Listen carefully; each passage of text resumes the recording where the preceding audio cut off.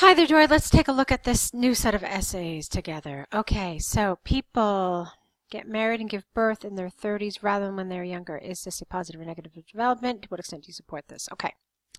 Marriage and giving birth by couples at 30s instead of when they were younger has always been a topic for debate, especially in the West. Starting a family at a later age poses advantages to couples and can be viewed as a positive development, in my opinion.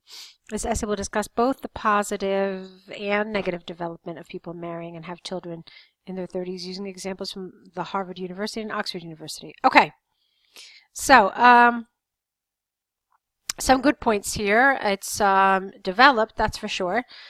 It covers the topic to be covered, but there's lots and lots of grammar mistakes throughout. So let's take a look. Marriage and birth by couples in their 30s instead of when they are younger has always been a topic for debate, comma, especially in the West. Starting a family at a later age poses advantages to couples and can be viewed as a positive development, in my opinion. This essay will discuss both the positive and negative the positives and negatives, I would get rid of this, of people marrying and having children in their 30s, comma, using examples from Harvard University without the and Oxford University. Okay, and then it's fine. Now, okay, let's look at the development and see what you said. Most of the time, age correlates to maturity. People in their 30s make a more informed and mature decision based on past experiences when they were younger and are able to adapt to different challenges presented to them. Matured couples are more patient and persistent in making the marriage work and are able to overcome problems in the relationship more easily. For example, recent empirical research conducted by Harvard University shows that couples that got married in their 30s have a far less chance of getting divorced than couples who were married at a young age, Therefore, it is clear that getting married and raising a family in their 30s is a positive development for any couple. All right, that's good.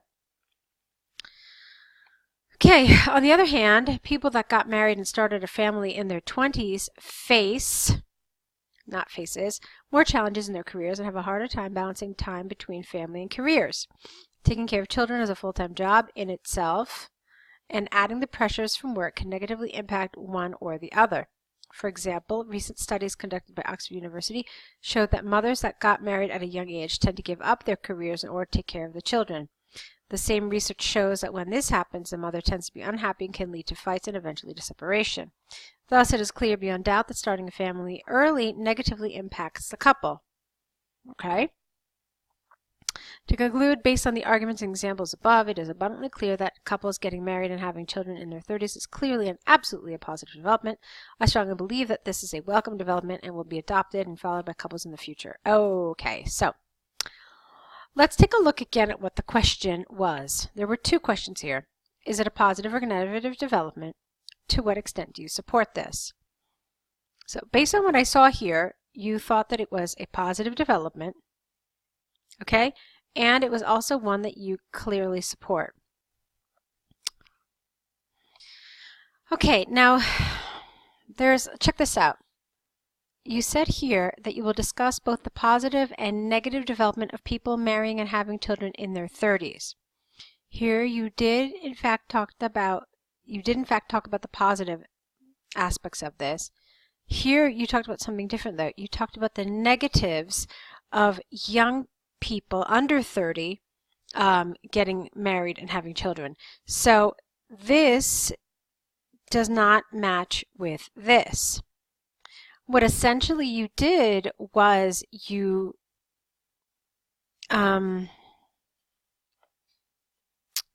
talked about, let's see for a second.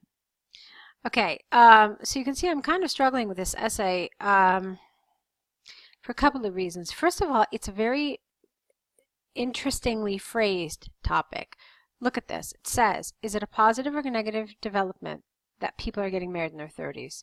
So let's assume that you said it's positive. You then are asked, to what extent do you support this?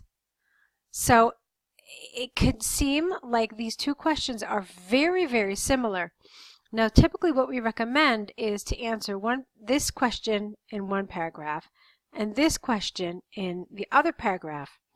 But what you run the risk of doing is then becoming very repetitive, because if you say, I think this is a positive development, and then in the other paragraph you say, I support this development, well, I think it's, it's very difficult to develop it like this. So I'm trying to see if the way you developed it is appropriate. And I'm going to be honest with you, I'm really on the fence, because you did something that I don't disagree with. You decided to talk about people getting married when they are younger, because there is that level of comparison here. So there's people in their 30s rather than when they are younger. So then you talk about that. Maybe I don't entirely agree with the order of your paragraphs. Maybe this should have come first, where you would have said, there are clearly problems with people getting married in their 20s, and then go on to this. However, these problems are overcome when they're in their 30s because of A, B, C, D, E, F reasons. Okay, I am kind of struggling with this, but I don't have a clear answer for you, I'm afraid. I think it would probably be okay, all right, just because I know that IELTS examiners do see tasks like this, and they do kind of struggle with what's appropriate task response as well. So I want to move on then and go to your letter. It's the bad experience at the restaurant letter.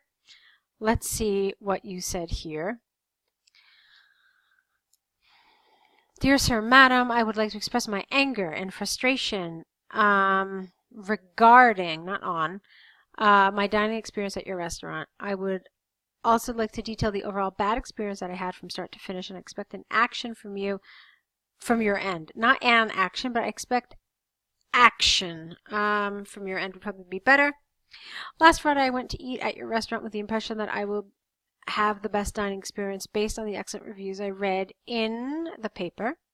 I booked a reservation over the phone in advance, no D, but when I was greeted by the receptionist, he mentioned that there is no table under my name. We don't usually call them receptionists at a restaurant. We call them hosts, or maitre d', or something like that. I was made to wait for half an hour to get a table for me. Well, to get a table, full stop.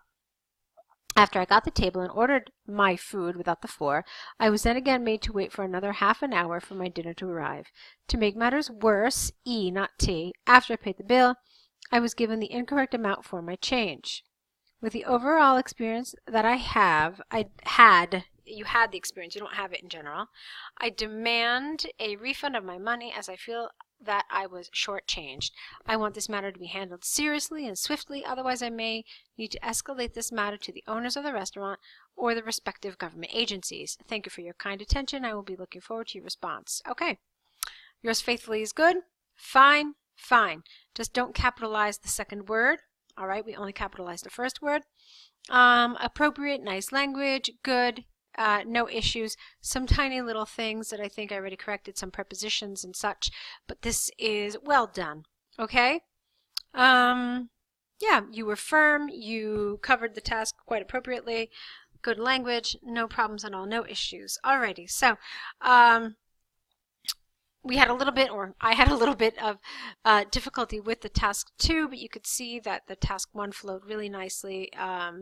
So good job. Okay, go ahead now and correct these essays, return them back corrected, add to your error correction list, write another set of essays, and I'll be waiting to see them. Okay, good luck.